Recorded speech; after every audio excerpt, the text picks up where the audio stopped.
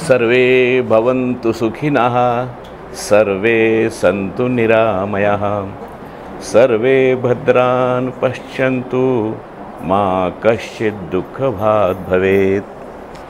सुखाच्या मंत्रानेच सुखाच्या मार्गाचा प्रवचन सुरू करतोय. आपल्याला सगळं मोक्षाचा मार्ग माहीत नाही का? आपल्या पूर्वसुरींनी भरपूर मार्ग सांगितलेत मोक्षाचे, आणि मोक्षाच्या मार्गाचं सविस्तर विवरण जगात कुठेही केलेलं नाही. एवढं विवरण म्हणजे रामायण वाचायला लागलो, महाभारत वाचायला लागलो तर विशेषतः पतंजल योगदर्शन, त्याला नावच आहे परमानसशास्त्र म्हणून, भारतीय मानसशास्त्र. सुखाचे सगळे मार्ग त्यात दिलेले आहेत, पण आपण ते ग्रंथ विसरून गेलेलो आहे. रामायणातील ऐतिहासिक राम नावाचं एक पुस्तक परवा बघायला मिळालं. मी म्हणलं हे ऐतिहासिक राम काय आपण पाहिलं पाहिजे. ते पुस्तक मला दिलं नव्हतं, एका कार्यक्रमात प्रमुख पाहुण्याला दिलं होतं. ते मी घेतलं, म्हणून त्यांना काही त्यातलं समजणार नाही, हे त्यांना द्या ते मला द्या. ते ऐतिहासिक राम वाचलं, त्यात लिहिलं आहे की रामायण 12,600 वर्षापूर्वी घडलेलं आहे. म्हणजे 12,600 वर्षापूर्वी आपल्या पूर्वजांनी सगळे मार्ग सांगितलेत सुख कसं मिळवावं याचे. आपण ते विसरून गेलेलो आहे. आणि अनेक ग्रंथ आपण ग्रंथाच्या आपण गीतेची जयंती साजरी करतात बघा 1 डिसेंबरमध्ये. गीता जयंती इतकी मोठ्या प्रमाणात साजरी करतात, त्याला गर्दी असते, ग्रंथाला प्रदक्षिणा घालतात, डोक्यावर घेऊन मिरवणूक काढतात. हमने उस ग्रंथ को पूजा है लेकिन पढ़ा नहीं है, आणि पढ़ा है तो समझा नाही आहे असं म्हणतात. आणि त्यामुळं आपल्याला पोष्टाचाच काय मोक्षाचाच काय कसलाच मार्ग नीट माहीत नाही आहे. परंतु गीतेमध्ये काय सांगितलं आहे, मी थोडा विचार मी फार आध्यात्मिक वगैरे बोलणार नाही, जास्त थोडंसं ऐहिकच बोलणार आहे. की परवा गीतेवर एक प्रवचन ऐकलं, सुंदर प्रवचन आहे.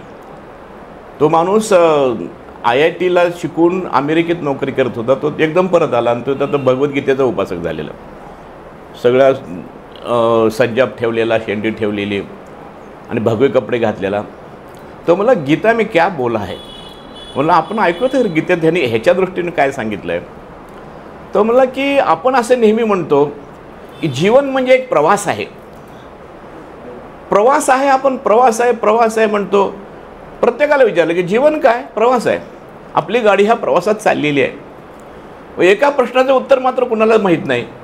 तुमच्या गाडीचं शेवटचं स्टेशन कोणतं आहे कुणालाच माहीत नाही. गंतव्यस्थान डोंट नो.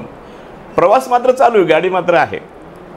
ते गंतव्यस्थान माहीत करून घेण्यासाठी आधी आपल्याला आपण कोण आहोत हे जाणून घेतलं पाहिजे. आणि भगवद्गीतेचा विषय तोच आहे. निमित्त धृतराष्ट्राचं आहे, अर्जुनाचं आहे. परंतु भगवद्गीता आपल्याला सांगते की आयडेंटिफाय युअर सेल्फ. तुम्ही स्वतःला आधी ओळखा, आणि त्यानंतर तुमची स्वतःची ओळख तुम्हाला पटल्यानंतर दॅट इज युअर आयडेंटिटी. त्यानंतर तुम्हाला जाणून घ्यायचं आहे आपली रिस्पॉन्सिबिलिटी काय आहे या प्रवासामध्ये. आणि रिस्पॉन्सिबिलिटी आता निश्चित झाली की मग त्याची पूर्तता करण्यासाठी ॲक्टिव्हिटी काय करायची आहे हे आपल्याला जाणून घ्यायचं आहे. आणि ती स्वतःला ओळखल्यानंतर, स्वतःची रिस्पॉन्सिबिलिटी ओळखल्यानंतर आपण जी ॲक्टिव्हिटी करू त्या ॲक्टिव्हिटीमध्ये कन्सिस्टन्सी ठेवली पाहिजे. मध्येच पुन्हा संभ्रम नाही, मी हे चूक केलं का बरोबर केलं, पुन्हा एकदा मागे वळतो, दुसरा ग्रंथ बघतो, दुसरा गुरु बघतो, काही नाही. कन्सिस्टन्सी, सातत्य ठेवायचं आहे. आणि तसंच सातत्य ठेवून स्वतःची ओळख करून आपण जे काम करतो that is your duty. He duty आपण करायला लागलो आणि आपण करतोय ती आपली ड्युटीच आहे ह्याची खात्री आपल्या मनाला पटली की त्यातून जे काय निर्माण होईल ते सुखच आहे. तुम्हाला सकृतदर्शी दुःख वाटलं तरी लक्षात ठेवा, आपलं कर्तव्य बजावण्यात खरंच सुख आहे. TN सेशन आता सगळ्यांना माहीत झाले, काही लोक विसरले TN सेशनला. या माणसाने भारताची पूर्ण निवडणूक यंत्रणा दुरुस्त करून टाकलेली आहे. त्यांच्यापूर्वी 18 निवडणूक आयुक्त होऊन गेले, त्यांची नावं सर्व लोकांना माहीत नाहीत. पण ह्या TN सेशनला अजून लोक विसरलेले नाही आहेत. त्यांनी निवडणुकीच्या आचारसंहितेचा भंग केला की खटला भरला समजायचं, घाबरायचं नाही कुणाला. कारण त्यांना इतके अधिकार असतात निवडणूक आयुक्ताला की एकदा निवडणूक आयुक्तांनी निवडणुकीची प्रक्रिया सुरू केली की त्यात राष्ट्रपतीसुद्धा हस्तक्षेप करू शकत नाहीत. तो जो अधिकार प्राप्त झाला आहे त्या अधिकाराचा वापर करून त्यांनी भल्या भल्या लोकांना वळणावर आणलेलं आहे. अनेक मुख्यमंत्र्यांच्या निवडणुका रद्द करेन म्हणून सांगितलेलं आहे. लोक म्हणायचे की तुम्हाला एवढी हिंमत येते कुठून?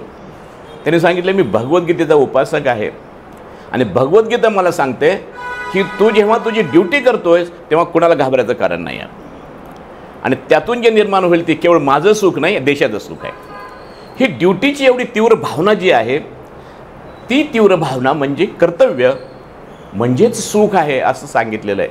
समजून घ्यायला थोडं अवघड आहे, पण ते आपली आयडेंटिटी आणि आपली जी एक रिस्पॉन्सिबिलिटी आहे ते कोण ठरवतं? आणि म्हणून आपण नेहमी सुखाचा उल्लेख आला की एक रामदास स्वामींची ओळ टाकून देतो, जनी सर्व सुखी असा कोण आहे. आणि जणू काही ते एक निगेटिव्ह अर्थाची ओळ आहे एका श्लोकातली. जगात कोणीच सुखी नाही आहे, सगळे दुःखीच आहेत असं रामदास स्वामींना त्यातून सांगायचं आहे. त्यांना ते सांगायचं नाही, पण ते बरोबर आहे. जगात सर्व सुखी असा कोणीच नसतो, जनी सर्व सुखी असा कोण आहे. पण रामदासांनी पुढे काय म्हणलं आपण सांगतच नाही. दुसरी ओळ सांगत नाही. दुसऱ्या ओळीत म्हणले विचारी मना तूच शोधून पाहे. आता ह्याच्यामध्ये विचारी मना म्हणलंय ना, ते विचारी हा शब्द मनाचं विशेषण नाही, विचारी जवळ कॉमा आहे.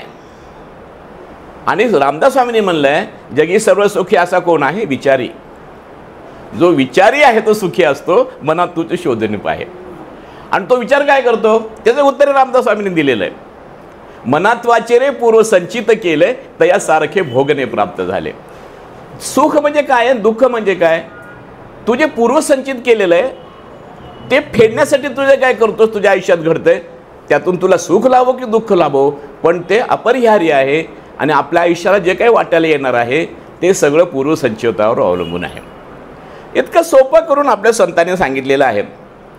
एवढं सगळं असून सुद्धा आपण मात्र सुख शोधतो भौतिक साधनांमध्ये. सगळी धडपड जगाची चाललेली आहे.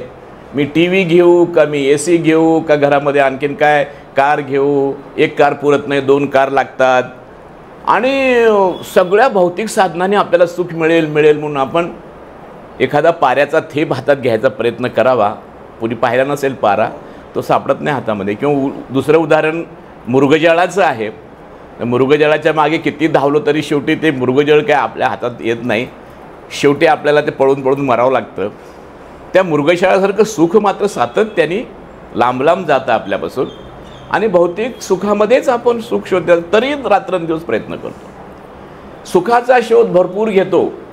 मानवाचा जन्म झाला म्हणजे मानव प्राण निर्माण झाला तेव्हापासून सुखाचा शोध चालू आहे आणि अजूनही तो चालूच आहे. आणि सगळ्यात दुर्दैवाची गोष्ट म्हणजे त्या सुखातून दुःख निर्माण होते माहीत असून आपण सुख शोधतोय. हे सगळ्यात मोठी ट्रॅजेडी आहे. आणि म्हणून मी काय म्हणतो की सुखाचा शोध चालूच राहणार आहे. जर मेडिकल सायन्सने काही सुधारणा घडवली आणि सकाळी उठल्यानंतर चहाबरोबर एखादी सुखाची गोळी शोधून काढली, ती गोळी घेतली सकाळ संध्याकाळ, जेवणापूर्वी एक, जेवणानंतर एक, की तुम्हाला सुख लाभेल, तसा शोध लागेपर्यंत काही माणूस सुखी होणार नाही. तरीसुद्धा मानवाचा सगळा प्रवास चालू आहे तो भौतिक सुखाकडे चाललेला आहे. अमेरिकेमध्ये लोकांना असा प्रश्न पडला की आपण जगात एवढे मोठे श्रीमंत आहोत. आता अमेरिकेची श्रीमंती सांगायला मला खूप वेळ लागेल, म्हणजे खूप उदाहरणं सांगू शकतो मी. अमेरिका हे बलाढ्य राष्ट्र आहे. थोडं आजच्या आपल्या भाषेत सांगायचं तर आपले पंतप्रधान नरेंद्र मोदी सांगतायत की 2028-29 साली आपली अर्थव्यवस्था $5 ट्रिलियन होईल. ट्रिलियन म्हणजे लोकांना माहीत नाही, मिलियनसुद्धा कळत नाही लोकांना, ते ट्रिलियन्स होत्या. Million into 1000 billion, billion into 1000 trillion आहे. आणि ती 5 ट्रिलियन व्हायची अजून झालेली नाही. आपण आत्ता जगात 5वा क्रमांक पटकवला आहे, तर आपली एकंदर GDP 3.5 ट्रिलियन झालेली आहे. म्हणजे आपण 3.5 ट्रिलियन मालमत्तेचे अधिकारी आहोत, मालक आहोत. आणि अमेरिकेची सगळी GDP 19 ट्रिलियन आहे. म्हणजे अमेरिका आपल्यापेक्षा जवळजवळ 6 पट श्रीमंत आहे. आणि लोकसंख्या आपल्या 6 पटीने कमी आहे त्यांची. 24 कोटी लोकसंख्या आहे फक्त. देश आहे तिप्पट मोठा आपल्यापेक्षा. आणि सुखसाधनाची तर काही कमतरताच नाही. कारण $19 ट्रिलियन त्यांच्याकडे अण्वस्त्र किती आहेत? सगळ्या विश्वाचा विनाश 6 सेकंदात करता येईल एवढे अण्वस्त्र आहेत. आणि राहणीमान किती उच्च दर्जाचं आहे? दर 2 माणसाकडे एकाकडे कार आहे. अमेरिकेची अर्थव्यवस्था आत्ता ज्या वेगाने वाढते त्याच वेगाने जरी वाढत राहिली, कमी वेगात भारतापेक्षा, तर अमेरिकेमध्ये पुढच्या 20 वर्षात एका माणसामागं 5 कार असतील. इतका श्रीमंत देश आहे. मग सुखे आहे का? हे सगळं वर्णन, सडके, त्या काचेच्या सडका असतात तिथे, व खूप वर्णन खूप करेल तेवढं आहे, आपल्याला भुरळ पडा असं ते वैभव आहे. पण लोक सुखी आहेत का? ह्याचा शोध अमेरिकेच्या सरकारने घेतला आणि असं ठरवलं की आपण लोकांचं राहणीमान वाढवायचं.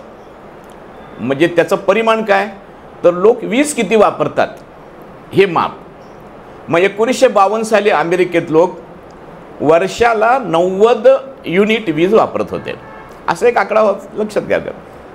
मग आता ह्याच्यानंतर राहणीमान वाढवणं म्हणजे काय?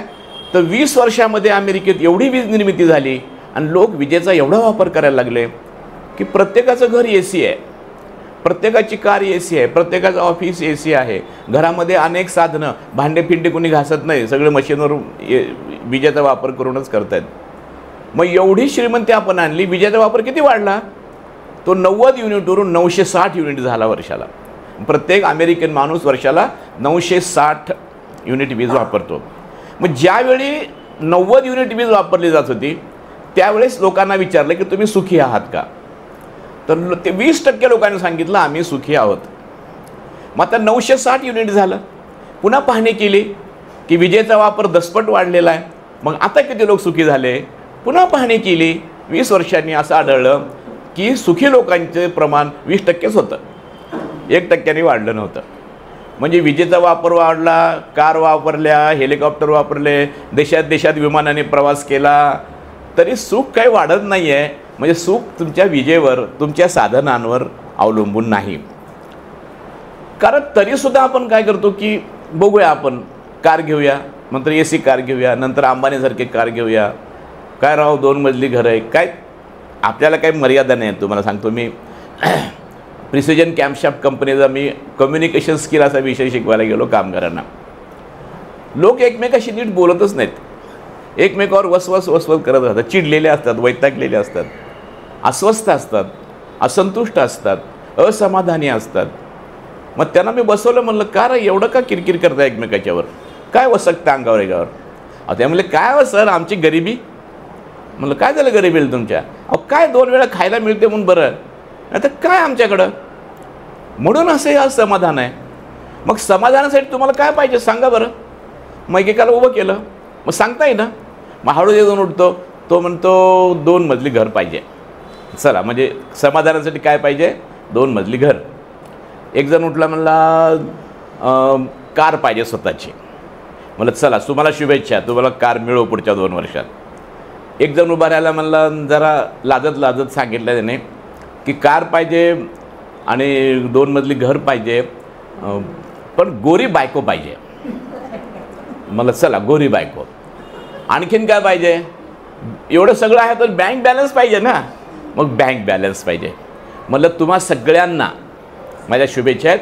पुढच्या 1 वर्षात तुमची काळी बायको गोरी होईल, तुमचं घर 2 मजली होईल, तुमच्या दारात एक कार येईल, तुमचा भरपूर बँक बॅलन्स होईल.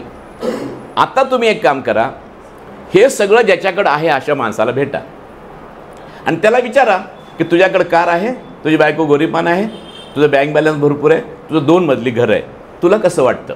तू समाधानी आहेस का? जर एखादा माणूस जर तुम्हाला असं भेटला, यस या 4 गोष्टीवर मी समाधानी, त्याचं नाव मला येऊन सांगा, मी त्याला दंडवत घालायला तयार आहे. होतो का माणूस सुखी अशा गोष्टीने? पैशाने सुखी होतो का? हे तर साध्या गोष्टी झाल्या. म्हणजे एक बँक बॅलन्स आहे, काय असेल त्याचं होईल सुद्धा बँक बॅलन्स. 2 मजली घर आहे, तो म्हणतो की 2 मजली घरात नाही राहत, 3रा मजला पाहिजेच. कारवाला काय म्हणतो? कार आहे पण त्याचा दरवाजा असा उघडतो, असा उघडणारा पाहिजे. आणि काय कार असतात लोकांच्या. नव्या सुखसाधनात तुम्ही गेलात ना की नवी दुःख निर्माण होतात. कार घेतली, आम्ही कार घ्यायचा विचार केला, घेतला नाही, घेऊ शकत नाही. खरं म्हणजे उगा घेतलं नाही म्हणजे काय फार त्याग केला असं नाही, ठेवायला जागा नाही ना. आणि त्या कारमध्ये बसून कुठं जायचा हा प्रश्न आहे आम्हाला. मग ती कार घेऊन तर ठेवली, विम्याचा हप्ता तर सुरू झाला आहे, पण कुठं जायला काही साधनच नाही, कुठंच जायचं नाही आहे. मग आपल्याला पेट्रोल भरायचं, एक चक्कर मारून यायचं. माझ्या शेजारी 2-3 लोकांकडे कार आहेत. ते कारचं काय करतात, सकाळी येऊन साफ करतात, चालू करतात तिथेच, बंद करतात, पुन्हा झाकून ठेवतात. मग ते कार घेऊन उपयोग काय झाला ना. तर कार घेतलं म्हणजे माणूस सुखी होतो नाही आहे. काही अनेक 20-20 कारची फ्लीट असणारे लोक आहेत, मग ते काय फार श्रीमंत झाले. हे तर काय आपण कारचं बोलतोय. सगळं जग जिंकलं तर माणूस सुखी होईल का? अलेक्झांडर द ग्रेट, सिकंदर राजा, जग जिंकलं आणि त्याचं उदाहरण सगळ्याला माहिती म्हणून सांगत नाही की तो जगज्जेता सिकंदर राजा ज्यावेळेस यायला निघाला भारतामध्ये, त्याचा गुरुचं नाव होतं अरिस्टॉटलने त्याला जाताना नमस्कार केला अरिस्टॉटलला, आणि सिकंदराने त्याला विचारलं की मी तुमच्याकरता हिंदुस्तान आर्यावर्तातून काय आणू? तर अरिस्टॉटलने सांगितलं, माझ्याकरता तू आर्यावर्तातून एक गुरु घेऊन ये. तिथला एक सामान्य साधूसुद्धा ह्या तुझ्यासारख्या जगज्जेत्याच्या गुरुला गुरु म्हणून शोभू शकतो. इतके ग्रेट तिकडे लोक आहेत आध्यात्मिक विचाराचे. असा एखादा गुरु घेऊन ये. अर्थात ते काही त्यांनी एवढं मनावर घेतलं नाही, पण त्याला एक दिवशी वाटलं की ही गुरु असतात कशी बघू. आणि तो एका नदीच्या किनारी गेला एक साधूला भेटायला, आणि साधूला भेटायला गेल्यानंतर तो तिथे उभा राहिला. साधू आपलं ध्यानस्थ बसलेला होता. त्या साधूने त्याला उभा राहायला पायाखाली वाळू टोचत असेल, राजा कुठला तरी दिसतोय म्हणून एक आसन फेकलं हरणाचं, आणि ते हरणावर तो उभा राहिला. उभा राहिल्यानंतर त्यांनी सांगितलं, गुरु महाराज नमस्कार, मी जगज्जेता अलेक्झांडर द ग्रेट आहे. तो म्हणला, तू ज्या चांबड्यावर उभा आहेस आसनावर त्याच्याकडे नीट बघ. तू दोन्ही पाय एका बाजूला ठेवलेले आहेत आणि बाकी चांबडं वर येत आहे. इकडं पाय ठेवलास इकडलं वर येत आहे. तू एक लक्षात ठेव, तू भारत देश जिंकलास पण तुझा देश तिकडे गेला वर आहे तिकडं गादड.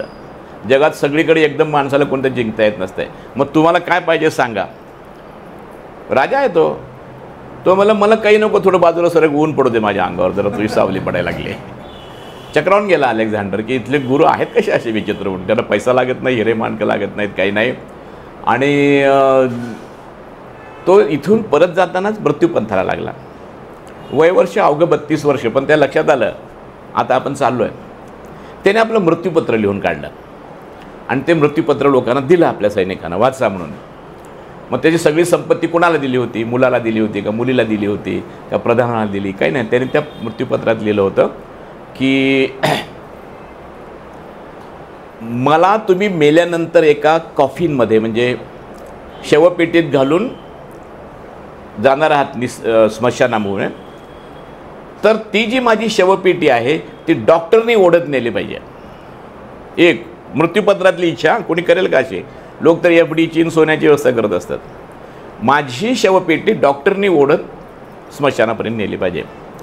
दुसरी एक अशी होती की मी जे हे सगळं कमवलेलं आहे, प्रचंड सोनं आहे, पैसा आहे, हिरे माणकं मोती सगळं आहे, ते सगळं त्या मार्गावर दुतर्फा जमिनीवर अंतरून टाकायचं. Second demand. आणि तिसरी अट अशी होती की मला कॉफिनमध्ये म्हणजे त्या शवपेटीत ठेवल्यानंतर माझे दोन्ही हात बाहेर राहतील अशी व्यवस्था करायची. कोणाला त्याच्या त्या मृत्यूपत्राचा अर्थ कळेना. म्हणून एका श्रेष्ठ अशा ज्येष्ठ माणसाने त्याला असं भीत विचारलं की हे महापुरुषा, तुझ्या मृत्यूपत्रातल्या ह्या 3 गोष्टींचा अर्थ काय आहे? त्यांनी सांगितलं की पहिली गोष्ट, डॉक्टरनी माझी शवपेटी ओढत नेली पाहिजे, कारण डॉक्टर शेवटी मृत्यूकडे नेत असतो. डॉक्टरने कितीही इलाज केले ते शेवटी माणूस मरणारच आहे. त्यातून एक बोध घ्यायचा की आपली प्रकृती डॉक्टर सांभाळत नसतो, आपली प्रकृती आपण सांभाळली पाहिजे. एक धडा दिला त्याने. दुसरं, रस्त्यावर सगळे हिरे माणकं सोने पैसे सगळे विखरून टाकावेत, कारण हे सगळं मी इथंच ठेवून चाललो हे लोकांना कळावं. मग ते हिंदीमध्ये एक असं वाक्य आहे की कफन को जेब नाही होती. माणसाच्या अंगावर मृत्यू पावल्यानंतर जे कफन पांढरं फडकं अंथरतात ना, त्याला खिसा नसतो, म्हणजे वर घेऊन जाता येत नाही पैसा त्या जेबमध्ये काय. आणि तिसरं एक असं आहे की माझे हात शवपेटीच्या बाहेर असावेत. तर ते का असावेत? तर त्याचं कारण असं की मी मोकळ्या हाताने जन्मलो होतो आणि मोकळ्या हातानेच चाललेलो हे लोकांना कळावं म्हणून. मला सांगा की संपत्तीचं व्यर्थ सांगणारं दुसरं काय उदाहरण असेल या जगामध्ये? एवढा पैसा कमवून शेवटी माणूस म्हणतो की मला तुम्ही जाताना काही नेत नाही हे लक्षात ठेवा. तर पैसा म्हणजे सर्वस्व नाही आणि पैसा म्हणजे स्वर्गात जाण्याचा मार्गसुद्धा नाही. काही लोकांना तसं वाटतं, मात्र जे गरीब आहेत त्यांना वाटतं की ह्याच्यात किती पैसा बघा, किती आनंद असेल यांच्या आयुष्यामध्ये म्हणून.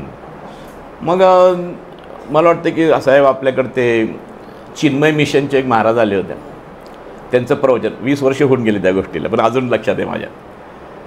त्यांनी सांगितलं की माणूस दुःखी असतो तो परिस्थितीमध्ये दुःखी नसतो, त्याची मानसिक अवस्था दुःखी असते.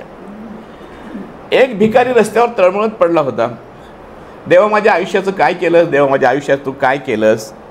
तर कंटाळतो देव त्याच्या त्या आक्रोशाला, आणि देव त्याला प्रसन्न होऊन म्हणतो की तुला काय पाहिजे रे. तो म्हणतो काय, मला जेवायला नाही, खायला नाही, रस्त्यावर पडलोय, घर नाही, दार नाही, आसरा नाही, काहीच नाही माझ्या आयुष्यामध्ये. देव विचार तुला काय पाहिजे. छान बंगला पाहिजे. देवाने ताबडतोब त्याला बंगल्यात नेऊन टाकलं आणि तो राहिला 1 वर्षभर बंगल्यामध्ये. आणि वर्षानंतर पुन्हा देवाने त्याची भेट घेतली की 1 वर्ष झालं बंगल्यात राहिलास, आता तुझं काय म्हणणं आहे. तो म्हणला मला रस्त्यात पडलो तेव्हा वाटलं होतं की आपण बंगल्यात टाकल्यानंतर सुखी होऊ, पण माझी अवस्था विचारायला तर अशी आहे की मी गेल्या वर्षी रस्त्यावरला दुःखी होतो, आता बंगल्यातला दुःखी आहे. फरक काही नाही आहे. बंगल्यात राहण्याने माणूस सुखी होत नाही. आता असं जरी म्हणत असलो तरी मी सुद्धा आता पैसे कमवणारच आहे. मी काही मोकळ्या हाताने जाणार, गरीब भरपूर प्रयत्न चाललेत माझे पैसे मिळावेत म्हणून. एक गोष्ट तारतम्याने आपण लक्षात ठेवली पाहिजे की नाही म्हणलं तरी भौतिक सुखाने आराम तरी मिळतो की नाही. आत्ता मी दुचाकीवर आलो, रस्त्यासारखी भीती वाटत होती की पाऊस पडला तर भिजतो की काय, भिजतो काय, आणि थोडे धक्के बसत होते नाही म्हणलं तरी. आणि जर कार असती तर आणखीन आरामात आलो असतो. नका चूक आहे का माझं म्हणणं. भौतिक सुखाने आराम तरी मिळतो, ते आपण ज्याला मोक्ष वगैरे तो काही मिळत नसेल, पण मोक्षाचा उपदेश करणारे महाराजसुद्धा अट घालतात, मी प्रवचनाने येईन पण जायला याला AC कार पाहिजे म्हणून. माझ्याबरोबर 40 माणसं आहेत, माझं मानधन 4 लाख रुपये म्हणून सांगतात ते सुद्धा. मग ते का पैसा कमवत नाहीत का. कमवतात ना, पण पैशाने माणूस सरळ सुखी होऊ शकतो का. आराम मिळतो नाही असं नाही. म्हणजे जरा गंभीर प्रकरण चाललं आहे म्हणून थोडं तुमचे चेहरे गंभीर दिसायलेत म्हणून एक विनोद सांगतो मी तुम्हाला या संबंधातला, जरा वातावरण मोकळं होईल. भारतातले 4 तरुण मुलं होते, त्या अमेरिकेत गेल्या, पर्यटक म्हणून गेले मजा करायला, जीवाची अमेरिका करायला. आणि त्यांना न्यूयॉर्कमध्ये 121 मजली बिल्डिंग आहे, त्या बिल्डिंगच्या सर्वात वरच्या मजल्यावर एक लॉज आहे, तिथे राहायची व्यवस्था झाली. म्हणजे अख्खं न्यूयॉर्क शहर त्या खिडकीतून ते बघत होते आणि दिपून टाकणारं दर्शन होतं त्या अमेरिकेचं वैभव सगळं बघत होते. ती 4 जणही एक दिवस म्हणले आपण सिनेमाला जाऊ, आणि ते सिनेमाला गेले. रात्री 12 वाजता सिनेमाहून परत आले, आणि आल्यानंतर आता वर जायचं 121 मजल्यावर मुक्कामाला. आल्याबरोबर रिसेप्शननी सांगितलं की आज लिफ्ट बंद आहे, पायऱ्या चढत जावं लागणार आहे. आता 121 मजले पायऱ्या चढत जायचं म्हणल्यावर जीवात त्यांच्या काय झाला असेल विचार करा. मग त्यांच्यापैकी एक हुशार होता, तो मला 121 ना, चला काय हरकत नाही, हिमालयावर जाणार काही जात असतील, त्यापेक्षा तर अवघड नाही ना, आपण एक युक्ती करू, गप्पा मारत जाऊ. मला माहिती आहे की आपण गप्पा मारत गेलो तर किती लांबचं अंतर अगदी थोडं वाटतंय म्हणून. तर आपण तिघांनी सुद्धा एक गोष्ट सांगायची आणि 121व्या मजल्यावर जायचं. मग पहिला माणूस होता, मग चला माझी गोष्ट सुरू. आणि तो काहीतरी महाभारताचा वाचक होता, काय गोष्टीत गोष्ट करत इतकं त्याने गोष्टी वेल्हाळपणा सुरू केला की 64 मजले संपेपर्यंत एकट्याचीच गोष्ट संपली नाही. शेवटी ते म्हणलं तुझी गोष्ट थांबव आता, 64 मजले झालेत. तर मला बरोबर आहे, मी थांबवतो आता. कुणाचे पाय दुखले नाहीत, कुणाला थकवा जाणवला नाही. मग दुसऱ्याची गोष्ट, मग दुसरा म्हणलं मी माझी गोष्ट सांगतो, मला तुला 4-5 मजले असे जाऊ, 71 बसून माझी गोष्ट सुरू करतो, आणि 30-32 मजले गोष्ट होईल माझी. 64 काही होणार नाही. तो काही महाभारताचा अभ्यास नव्हता, तो रामायणाचा अभ्यास होता. रामायण महाभारत एवढं गोष्टी वेळेला नाही आहे. मग तो सांगायला लागला 100-105 मजल्यापर्यंत त्याची गोष्ट संपली. आता तिसऱ्याची पाळी आली. तर मला आता काय 16 मजले फक्त राहिलेले आहेत, सांग रे तुझी गोष्ट संक्षिप्तमध्ये सांग, आता 16 मजले चढायचे आहेत.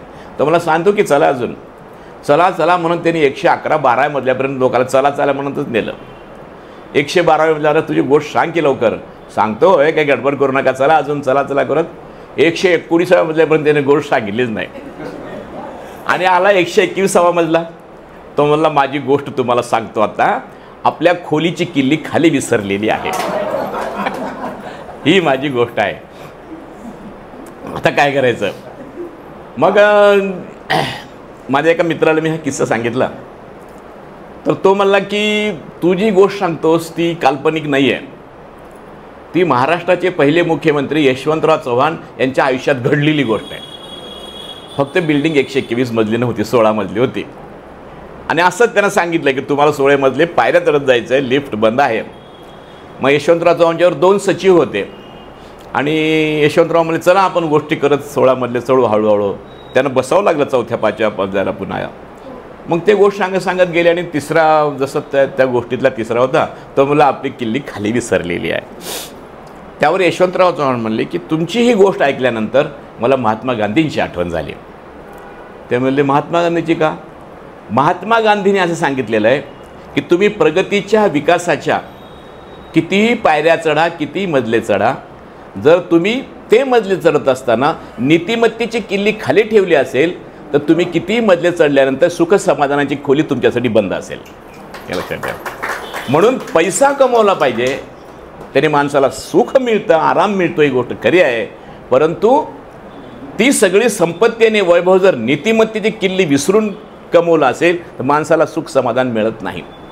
सांगायचा उद्देश असा आहे की त्या कारमध्ये सुख नाही आहे, त्या बंगल्यात सुख नाही आहे, त्या जमिनीत सुख नाही आहे, त्या हिऱ्या मोठ्यामध्ये सुख नाही आहे. तुम्ही ती सगळी संपत्ती नीतिमत्तेने कमवले का नाही, ह्यात खरे सुख आहे. म्हणजे माणसाचं सुख हे नीतिमत्तेवर अवलंबून आहे. सारांश काय तर आपण जगताना भौतिक सुखाचा एवढासुद्धा कंटाळा करायची गरज नाही, त्या दुस्वास करायची गरज नाही. भौतिक सुखाचा भौतिक सुख मिळवलंच पाहिजे, परंतु ते नीतिमत्तेने मिळवलं पाहिजे. आणि ती नीतिमत्ता म्हणजे आपल्याला सांगितलं आहे धर्म. नीतिमत्ता म्हणजे कर्तव्य. आणि आपल्या तत्त्वज्ञानात काय सांगितलेलं आहे हे पूर्वी सांगितलेलं आहे, महात्मा गांधी सांगायची गरज नाही, त्याच्या आधी खूप संतांनी सांगितलेलं आहे की आपल्या जीवनाची सगळी इमारत आपण 4 स्तंभावर उभी केलेली आहे. ते 4 स्तंभ आहेत धर्म, अर्थ, काम आणि मोक्ष. मोक्ष म्हणजे आनंद. अध्यात्मामध्ये मोक्षाची व्याख्या करायला सांगितलेलं आहे की तुम्हाला आयुष्यात सुख मिळेल का दुःख मिळेल याची चिंता करू नका. तुम्ही जे काय करताय त्याचं आउटपुट सुख आहे किंवा दुःख आहे. तुम्ही ज्याला सुख म्हणता त्याला दुसरा माणूस दुःख म्हणेल, दुसऱ्या माणसाला जे दुःख वाटेल तुम्हाला सुख वाटेल. सुख आणि दुःख ह्या कल्पना ह्या व्यक्तिसापेक्ष आहेत, कालसापेक्ष आहेत, परिस्थितीसापेक्ष आहेत. आम्ही लाईट वेनमध्ये सांगतो नेहमी की एका माणसाला हार्ट अटॅक आला, सुख का दुःख. दुःखच ना. दुःख झालं ना, त्याच्या बायकोला दुःखच होणार ना, आपला नवरा जाणार म्हणून. आता शेजाऱ्याला मात्र सुख झालं कारण त्याने त्याला 10,000 रुपये उसने देणं होतं. तर मला हार्ट अटॅकमध्ये हा गेला तर माझे 10,000 रुपये वाचणार आहेत. झालं. परिस्थिती सापेक्ष आहे, व्यक्ती सापेक्ष आहे. त्याला दवाखान्यात नेलं, डॉक्टरने सांगितलं आउट ऑफ जेंडर, आता ह्याला काही होणार नाही. आता बायकोला सुख, शेजाऱ्याला दुःख. परिस्थिती सापेक्ष आहे सुख आणि दुःख. ते कसे असलं तरी तुम्हाला सुख म्हणजे काय आणि दुःख म्हणजे काय कळणं ह्याच्यामध्ये खरं सुख आहे. आणि सुखाची अंडरस्टँडिंग जास्त महत्त्वाची आहे. परिस्थिती घटनेमध्ये सुख नाही आहे. कुठल्याही घटना घडली की आपल्याला सुख मिळतं, परंतु ते सुख हे दुःख पर्यवसायी असतं. सुखाच्या पाठोपाठ दुःख, दुःखाच्या पाठोपाठ सुख असा पाठलाग चाललेला असतो. त्यामुळं सुख आलं की आनंदून जायचं, दुःख झालं की दुःखी व्हायचं, ही अवस्था चुकीची आहे. ती यायची नसेल तर तुम्हाला सुख दुःख विवेक कळला पाहिजे. तुम्हाला सुखाचं आणि दुःखाचं अंडरस्टँडिंग आलं पाहिजे. त्याला म्हणतात ज्ञान. म्हणजे मग सुख कशात आहे? सुख ज्ञानात आहे. नेहमी वेदांतामध्ये एक गोष्ट सांगतात, तुमचा गैरसमज होईल मी वेदांचा अभ्यास केला म्हणून मी गोष्ट वाचली फक्त, की समजा तुम्ही रात्री झोपलेले आहात, गाढ झोपलेली आहे, झोप लागलेली आहे आणि एकदम तुमच्या उरावर एक चोर येऊन बसतो. हातात लांब चाकू घेतलेला आहे, म्हणतो किल्ल्या देत तिजोरीच्या म्हणून. किल्लो तिजोऱ्या दिला नाही तर मग खूप असतो चाकू.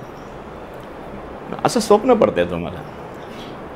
लक्षात घ्या, स्वप्न ही मानसिक अवस्था आहे की नाही, पण घाम मात्र शरीराला फुटतोय की नाही बघा तुम्ही.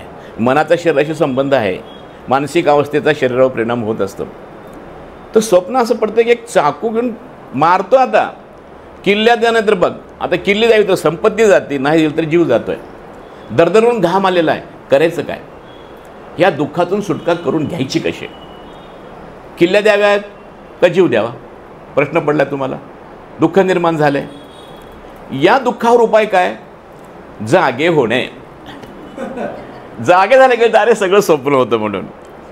आणि चाकोही खरा नव्हता, चोरही खरा नव्हता, किल्ल्या खऱ्या नव्हत्या, प्रसंगी खरा नव्हता. आपण मात्र दुःखी झालो होतो स्वप्नातल्या एका दृश्यामुळं. आता इथं सुख कधी मिळालं? सुख किल्ल्या देऊन मिळालं नाही, चाकू घेऊन मिळालं नाही. सुख अवस्थेचं ज्ञान झालं तेव्हा मिळालेलं आहे. त्यामुळं अध्यात्म काय सांगतं? ज्ञान पाहिजे माणसाला सुखासाठी, ते अवस्थेचं ज्ञान आज मिळालं पाहिजे. आणि आपली अवस्था काय आहे ह्याची जाणीव म्हणजे धर्म आहे. अवस्थेचं ज्ञान. आता ह्याचा अर्थ थोडा लक्षात घ्या की आपण आता सगळे बसले का नाही या ठिकाणी, मी भाषण करतोय, तुम्ही ऐकताय, परंतु एक अवस्था स्वप्नावस्था आहे, दुसरी जागृत अवस्था आहे. स्वप्नावस्थेतलं दुःख नष्ट करायचं असेल तर आपल्याला जागृत अवस्थेवर द्यावं लागेल. पण जागृत अवस्थेतल्या स्वप्न दुःखांना काय करायचं? आता किती जागा केलं तरी शेवटी आहेच आहे की प्रॉब्लेम. खाली हवा सुटली माझ्या गाडीची, मग ते किती जरी अवस्था बदलली तरी ती गाडीची हवा सुटलेलीच आहे. अध्यात्म काय म्हणतं? तुम्ही जसं झोपेतून जागे होता आणि एक अवस्था बदलता, त्यावेळेस तुम्हाला ज्ञान मिळतं आणि सुख मिळतं. तसंच ह्या जागृत अवस्थेच्या पलीकडे एक अवस्था आहे, तिला ज्ञानावस्था असं म्हणतात. ती ज्ञानावस्था आपल्याला काय सांगते की आयडेंटिफाय युअर सेल्फ. तुम्ही स्वतःला ओळखा. आणि रामदास स्वामींनी म्हणलेलं आहे की ऐक ज्ञानाचे लक्षणं, ज्ञान म्हणजे आत्मज्ञान, जाणणे आपणाशी आपण, तया नाव ब्रह्मज्ञान. आपण आपल्याला जाणलं की सुख होतं म्हणजे काय? मनात वाचिरे पूर्व संचित केले, तयासारखे भोगणे प्राप्त झाले. हे ज्ञान मिळतंय की आपल्याला आयुष्यात निर्माण झालेली दुःख आहेत ती आपल्या पूर्वसंचितामुळे झालेली आहेत. आणि 4 गोष्टी आहेत त्याच्यामध्ये. एक आहे क्रियमान कर्म, दुसरं आहे संचित, तिसरं आहे विसरलो. तर हे तुमची जी कर्म आहेत ती कर्म डिपॉझिट होतात प्रारब्धामध्ये आणि संचितामध्ये जमा होतात ते, बरं का. म्हणजे फिक्स डिपॉझिट येते तुमच्या सगळ्या कर्मांचं. प्रत्येक कर्माचा परिणाम लगेच होत नाही, क्रियमान कर्माचा डिपॉझिट होतात. म्हणजे कर्माच्या सुद्धा काही प्रकार आहेत. साधी काही क्रियमान कर्म आहेत की मी ह्यांना एक शिवी दिली, ते मला शिवे देणार आहेत, ताबडतोब इफेक्ट आहे. पण काही कर्म कशी आहेत की ते संचितामध्ये जमा होत राहतात आणि त्या कर्माची फळं भोगण्यासाठी एक परिस्थिती निर्माण व्हावी लागते, त्याला म्हणतात प्रारब्ध. आणि प्रारब्धामध्ये ती आलं चालू खात्यामध्ये, मग तुमच्या बचत खात्यात येऊन तुम्हाला भोगावं लागतं. म्हणजे ज्यावेळी भीष्माचार्यांना काट्याच्या शय्येवर झोपावं लागलं आणि उत्तरायणाची वाट पाहत सगळे त्यांना भेटून जात होते, कारण 18 दिवस युद्ध झाल्यानंतर ती अवस्था तशीच राहिली. आणि त्यांचा प्राण सोडण्याच्या वेळेपर्यंत रोज येऊन त्यांना श्रीकृष्ण, पांडव सगळे भेटत होते. एकदा श्रीकृष्णाला प्रश्न विचारला भीष्मानी की माझ्या वाट्याला हे दुःख का आलं? त्यांनी सांगितलं का तुम्ही इथून 32 जन्मपूर्वी गुराखी होता आणि तुम्ही अशाच पद्धतीने एका फुलपाखराला मारलेलं आहे. पण 32 वर्षानंतर फुलपाखराला मारलं म्हणून लगेच काही काट्यावर झोपावं लागलं नाही.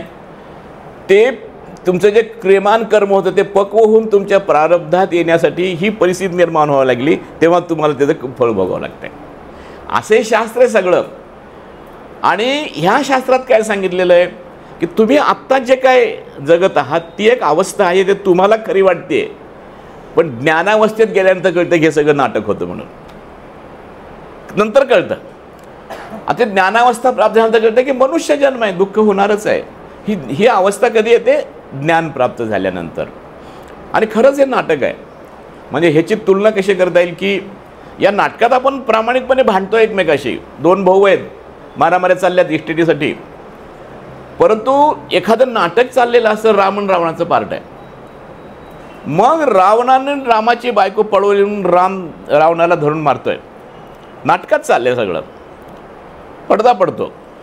पडदा पडल्यानंतर रामाचा राग कमी होतो, रावणाला मारतच राहतो. डायरेक्टर काय म्हणाल, अरे पडदा पडलाय आता मारायचं नाही, आता तू राम नाहीस, आता तू रावण नाही आहेस, तुम्ही दोघं दोस्त आहात, जा तिकडे बिड्या फुकत बसा म्हणून सांग. तो म्हणतो नाही नाही, मला हिने माझी बायको पळवलेली. अरे त्याला सांगावं लागेल ज्ञान, पडदा पडलाय, आता पहिलेचं ज्ञान जी स्थिती होती ती आता ज्ञानावस्था आलेली आहे. तशी एक अवस्था असते. आणि आपल्या ह्या जीवनातले जे काही आहेत ना सगळे भोग, ते सगळे आपल्या पूर्वसंचिताचे परिणाम होते असं अंडरस्टँडिंग येतं, त्या दुःखाचं काही वाटत नाही. त्याला म्हणतात सुख दुःख विवेक. पण तरीसुद्धा क्रियमान कर्म चुकणार आहे का आपल्याला? काहीतरी चुकून घडणारच आहे, संचितात जमा होणारच आहे, म्हणून काहीच करू नये. म्हणजे मग संचितात जमा होत नाही, काही नाही, उगा एका जागी बसून राहावं. होईल का असं? एक साधू होता, म्हणजे आधी तो संसारी माणूस होता आणि त्याला सगळ्या गोष्टीचा वीट आला संसाराचा. तो मला प्रत्येक सुख हे दुःख परेवायचं आहे, तर आपण कशाला सुखाच्या मागे लागायचं? मग सुखासाठी काहीच करायचं नाही, शांत बसायचं, घरदार सोडायचं, जंगलात जाऊन राहायचं. आणि घरदार सोडलं, एका जंगलात जाऊन राहिला अरण्यामध्ये, आणि संसार सुटला. संसार सुटल्याचा आनंद झाला. संसार सुटला तरी पोट सुटतंय का? पोट सुटतंय का म्हणजे पोटाचा तगादा सुटतो का? पोट मागे लागलेच आहे, मग त्यासाठी पोटाला काहीतरी पाहिजे ना. मग त्यासाठी काय केलं की रानातली फळं खाल्ली, पण समाधान होईना. म्हणून मग फळं फिळं खाऊ असं भागत असताना एक दिवस लक्षात आलं, अंगावर तर कपड्याचा प्रश्नच नाही, कारण सगळं सोडलेलं होतं. एक लंगोटी होती आणि अंगावर एकाने धुतलेली एवढंच, आणि ती वाळत घातलेली. एक दिवस लक्षात आलं की लंगोटी कुरतडली कुणीतरी, आणि असं दिसलं की उंदीर लंगोटी कुरतडतोय. आता त्या उंदरासाठी काहीतरी करायला पाहिजे, आहे की नाही? त्याशिवाय लंगोटी नाही तर मग काय पूर्ण नग्न अवस्थेत थोडंच राहणार आहेत. मग त्या उंदराचा बंदोबस्त करण्यासाठी एक मांजर पाळलं. मांजर त्या उंदराचा बंदोबस्त करायला लागलं. पण मांजराला दूध पाहिजे, त्यासाठी एक गाय पाळली. मग गायचा शेणसारवा करायला कोण पाहिजे? बायको पाहिजे. पुन्हा बायकोला घेऊन आलं. काहीच करणार नाही असं होत नाही. ज्ञानेश्वरी ते खूपदा सांगितले की तू निष्कर्म हे काही खरं नाही आहे, काहीतरी कर्म करावं लागतं. त्यालाच आपल्या त्या 4 स्तंभामध्ये अर्थ काम म्हणलेला आहे. कामचा अर्थ लोकांनी फार विचित्र काढला आहे.